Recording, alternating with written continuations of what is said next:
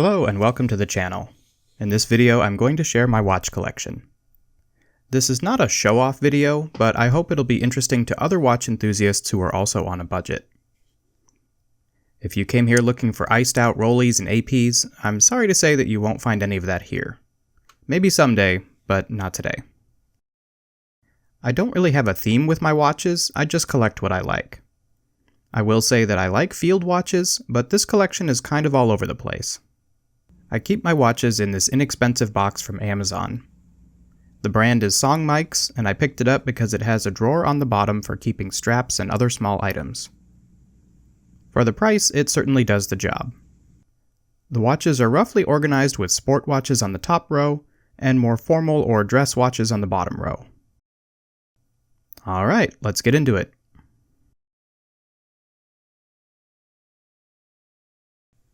This is my LEGO Time Cruisers wristwatch.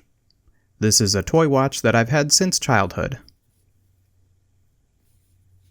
It has a Japanese quartz movement, and the bezel actually rotates around. How cool is that?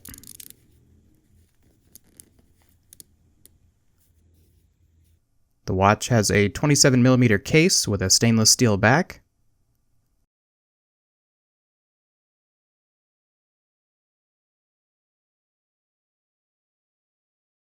and a 14mm strap, which is unfortunately too short for me to actually wear.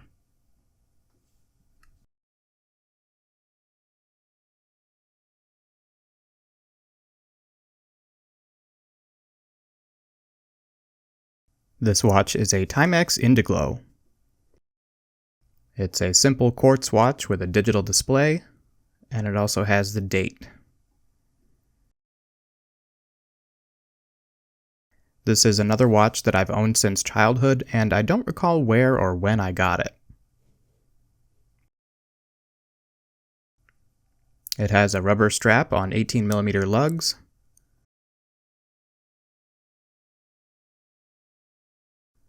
and it's worn, but it still keeps the time very nicely. And of course we have that iconic Indiglo backlight.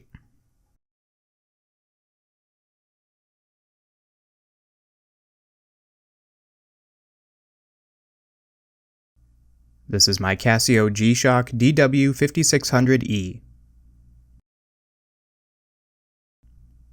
The original G-Shock, the DW5000C, came out in 1983 after 2 years of research and more than 200 prototypes. This was a breakthrough in the watch world, and it embodied Casio's Triple 10 philosophy. The watch should be waterproof to 10 bar, drop-proof to 10 meters, and have a battery life of 10 years. And they put all of that in a watch that was very affordable. The DW5600E came out in 1996, and I joined the G-Shock Club in 2015 when I paid just $42 for this watch brand new.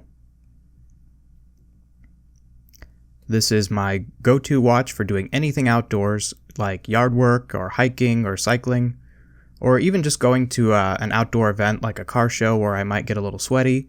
You know, the G-Shock can handle whatever you throw at it. And it's also quite comfortable to wear. It's just a very rugged watch, and it's definitely one of my most frequent watches worn on the weekend.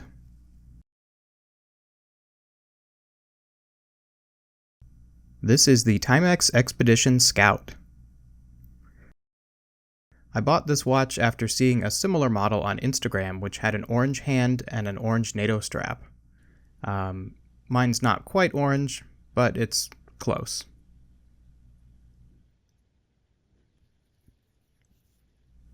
The watch has a 40mm case and a 20mm strap. I love its military-inspired look. Again, this is a great field watch, great visibility, easy to read, high contrast, and it has this nice olive green strap.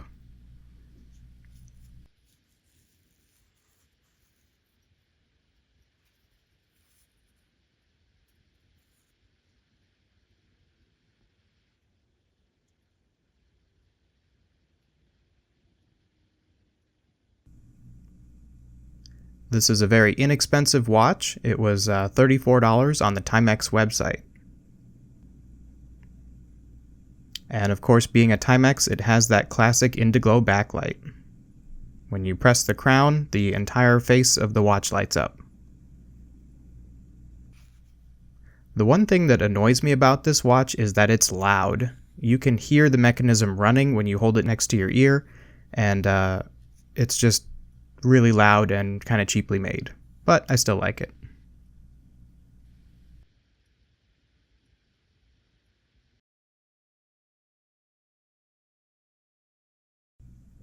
Sometimes a watch is more about the story.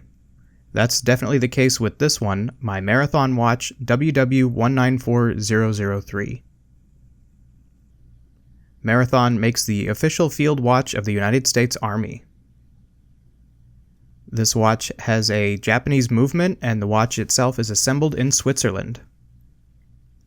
It has a Seiko NH35A self-winding mechanical movement with 24 jewels. The case is quite small at 34mm in diameter, and it wears on a 16mm nylon strap. Marathon makes a few different versions of this watch, one with regular luminescent markers, and one that's kind of special. This is the special one. The watch's party trick is that it contains 25 millicuries of a radioactive isotope called tritium, encased in little glass capsules on the dial and on the hands. When you take regular old hydrogen, the most abundant element on Earth, which has 1 proton, and you add 2 neutrons, you get tritium. Now this glows brilliantly at night, and it's perfectly safe. It has a half-life of 12.5 years. So the lume on this watch should be dead by the year 2044.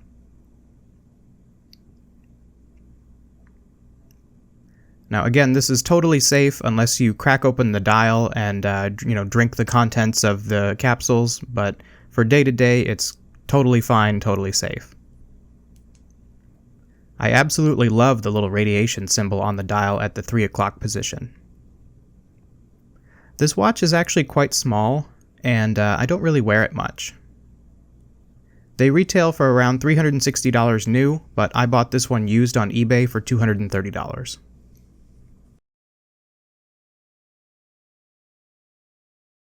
This is my Seiko 5 automatic, model SRPG37. I purchased this watch for myself in 2021 for around $187. It has a 39mm case and a 20mm nylon NATO strap. It's a true mechanical watch, powered by Seiko's reliable 4R36 movement. You can actually see the rotor through the exposed case back. The watch has an impressive 41-hour power reserve. As watches go, it's a simple field watch with easy-to-read markings over a plain black dial. It has a day-date function at the 3 o'clock position beneath the domed Hardlex crystal. There's nothing flashy or superfluous here. The stainless steel case has a brushed finish that I much prefer over chrome. The Seiko 5 has been my everyday watch since I bought it 3 years ago. It's very comfortable on the wrist, and honestly, I feel naked without it on. It has brilliant luminous markers on the dial and on the hands. The watch keeps excellent time, and it's a really solid watch for the price, which again was under $200. I feel guilty for not wearing my other watches as much, but it's hard to choose another when I love this one so much. I highly recommend the SRPG37 for an everyday watch that is both stylish and affordable.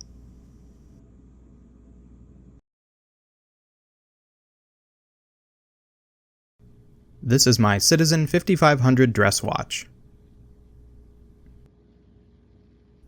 It has a 33mm case with a stainless back, and wears on an 18mm bracelet. This was my first grown-up watch. It was given to me by a coworker who was into watches. Although it has a quartz movement, it has some kind of problem where the battery lasts exactly a year and then dies. I've replaced the battery 2 or 3 or maybe 4 times, and each time it lasts exactly a year. This is the watch that kind of got me into watches in the first place. I like the subtle design and the day-date feature at the 3 o'clock position.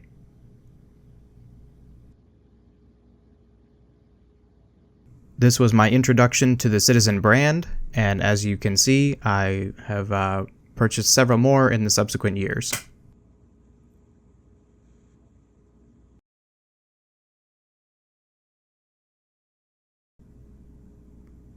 This is my Citizen BM8180-03E. After replacing the battery in my original Citizen watch every year, I decided I would get another one. I bought this one in 2014 for around $100. EcoDrive watches are a unique feature to Citizen. The face or the dial of the watch is actually a solar panel, and it uses the sun to recharge a capacitor and can go months without sun exposure, keeping perfect time. This watch is a little on the small side with a 37mm case and an 18mm strap. However, it's very lightweight and very comfortable for daily wear.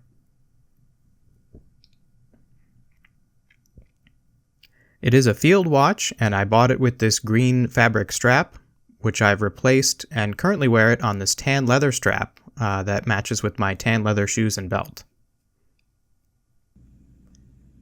So rather than having a conventional battery, this watch actually has a capacitor that gets charged by the solar dial.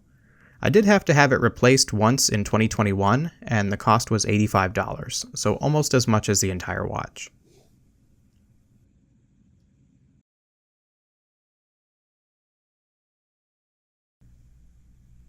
This is the Citizen Chandler CA0621-05L. I was scrolling through Instagram one day and I saw this Alpina watch with a beautiful Gulf racing strap. I loved the gorgeous sculpted hands of the Alpina, but not the price.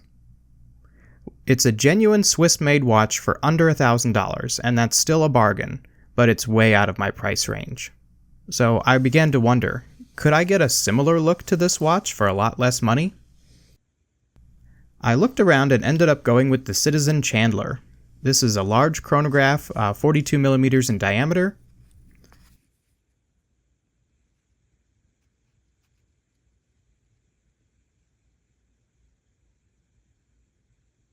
It has the stacked subdials at 12 and 6, with large pushers sticking off the side of the case. I like the blue dial and Citizen's excellent EcoDrive B612 quartz movement.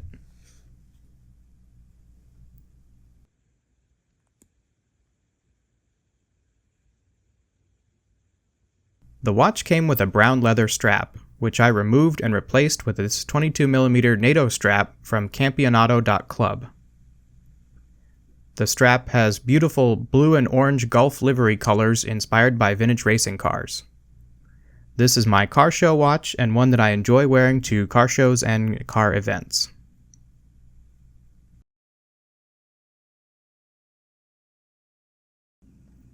This is my Omega Speedmaster Professional.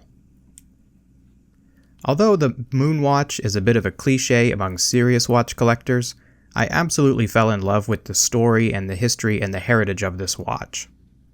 I really wanted to own one, but with a retail price of over $5,500 US, that was just out of the question. So I'm going to be fully transparent, this is a replica watch. Now, in this video, it's not really the place to discuss the pros or cons of replicas. I bought this watch in 2015 for about $340. It was $265 for the watch, $50 for the box, and another $25 for shipping. So about $340 total. Now, if I were to make the decision today, I would just go out and get one of the Omega Swatch Mission to the Moon watches. At $270, they're very affordable and they look almost identical to the Speedmaster Professional at a price that a lot more people can afford. However, those weren't around in 2015. So I bought this one online from Taiwan. It has a 38mm case, and a 20mm stainless bracelet, and it has the A7750 movement. I did have to remove a link or two from the band to fit my wrist, and there is a little scratch on the crystal if you catch it just right.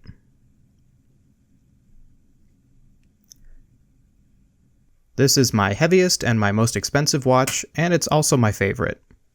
I usually save it for birthdays or parties or formal occasions or a big day at work, but I reserve it just for wearing on special occasions. I hope to be in a position in life where someday I can afford a real Speedmaster, but it's out of my budget at this point in time.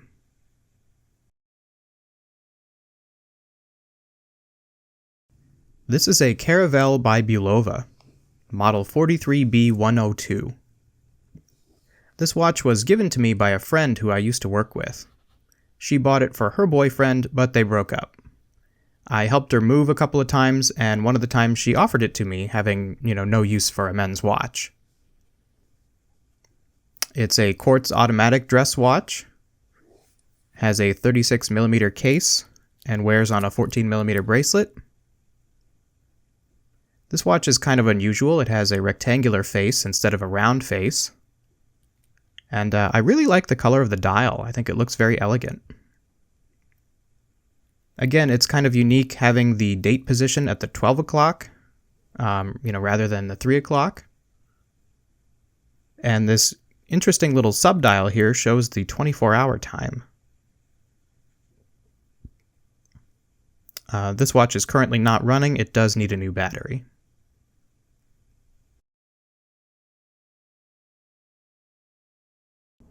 This is a Milan MLN 1005 pocket watch.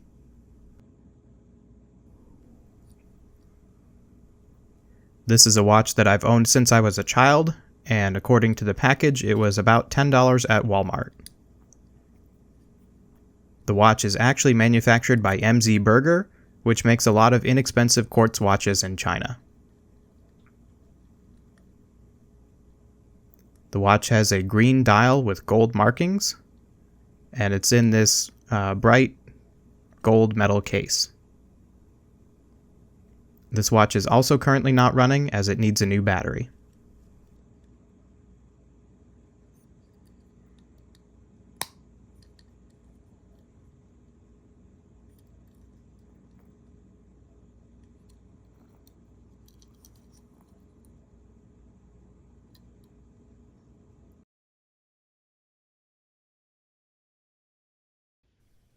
Last but certainly not least is my 1910 Elgin Pocketwatch.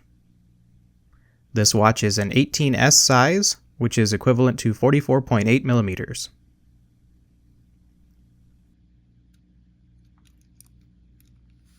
It has a plain white dial with black numerals. At the 6 o'clock position is the subdial for seconds, and then around the face of the watch there are small red numbers above each numeral numbered 5 through 60. This is a railroad watch, which again was produced in 1910 according to the serial number.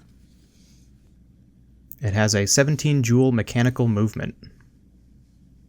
The watch was given to me by my dad, and I believe it belonged to his dad at one point. Back then, people would have purchased the movement and the case separately and combined them. This one has kind of a floral design on the outside of the case. It's a beautiful piece, but the watch is really only worth about $80 on eBay, so not as valuable as you would think for being over a century old. I would like to have the watch serviced and repaired, but I really don't know where to start with that.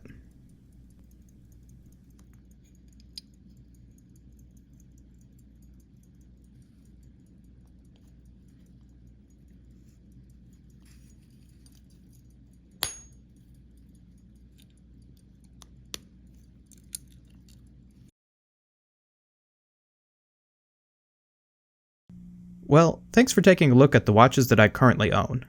Really quick, I wanted to touch on a couple of watches that I would love to add to the collection in the future. One of these is the Casio G-Shock DW5600BB. This is another standard G-Shock watch, but it has an inverted display, and the rest of the watch is completely blacked out. It has a really cool look, and they're around $100. That would be a great one to add to the collection. In 2020, Casio did a limited release of a NASA edition white G-Shock, which I would have really loved to have gotten. And then in 2022, they did another NASA collab where they did an orange watch. I would love to pick up a Casio. That's what people are calling these Casio G-Shocks with the octagonal bezel that kind of look like the AP Royal Oak. And another watch that I would love to add to the collection is the Jorg Gray JG6500. This is a mechanical watch at $395. And this is the model of watch that was given to President Barack Obama by the Secret Service when he took office. I think it's just a really cool looking watch, and its connotations with the Secret Service and the President of the United States is a great history. And finally, my dream watch would be a Grand Seiko Spring Drive, the SBGA 439. After years of watching these Watchfinder & Co. videos on YouTube, I've developed a huge appreciation for Grand Seiko and specifically the Spring Drive models. The second hand has the most sweeping, smooth, fluid motion I've ever seen on any watch, and it's absolutely mesmerizing to see. At a suggested retail price of $4,800, this watch is way outside of my budget. Well, thanks so much for checking out the video and checking out my watch box. If you have any questions or any comments, please go ahead and put them below, and thank you so much for watching. Have a great day.